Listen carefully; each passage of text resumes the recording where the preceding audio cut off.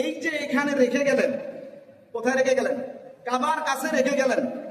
প্রায় 10 থেকে 12 বছর তাফসীরের কিতাবে এসেছে ইব্রাহিম আলাইহিস সালাম এদেরকে রেখে ফিলিস্তিনে অবস্থান করতেছেন। এই যে সন্তান যে পিতার প্রতি এত আনুগত্যশীল, এতটা ভদ্রতা শিক্ষা পেলেন, এইটা কার কাছ থেকে পাইছেন? এই 12 বছর বলেন, কার কাছ থেকে পেয়েছেন? মায়ের কাছ থেকে পেয়েছেন। সুতরাং মা হচ্ছে প্রথম শিক্ষা কেন্দ্র, মা হচ্ছে প্রথম শিক্ষক, যে সন্তানকে আল্লাহর রুবুবিয়াত, আল্লাহর উলুহিয়াত, আল্লাহর আসমা ও সিফাত, আল্লাহর কুদরত, নবীর রিসালাত, এগুলো আল্লাহ তাআলার পক্ষ থেকে মায়ের মাধ্যমে প্রথম কি হবে? সন্তান শিক্ষা গ্রহণ করবে। তাহলে স্বামী কি পর্যায়ের, স্ত্রী কোন পর্যায়ের? স্ত্রী কোন পর্যায়ের, সন্তান কোন পর্যায়ে? এই 12 বছর পরে আসলেন, আসার পরে বলতেছেন যে সন্তানকে কোরবানি করা হবে।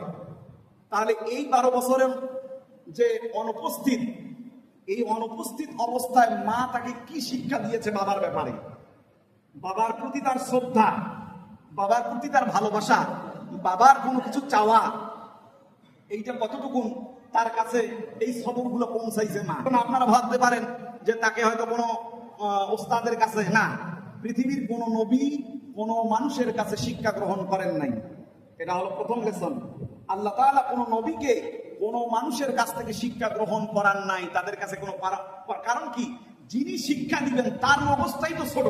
আর নবীদের কাছে সরাসরি বার্তা, সরাসরি শিক্ষা আসে কার পক্ষ থেকে বলেন তো? আল্লাহ তাআলার পক্ষ থেকে।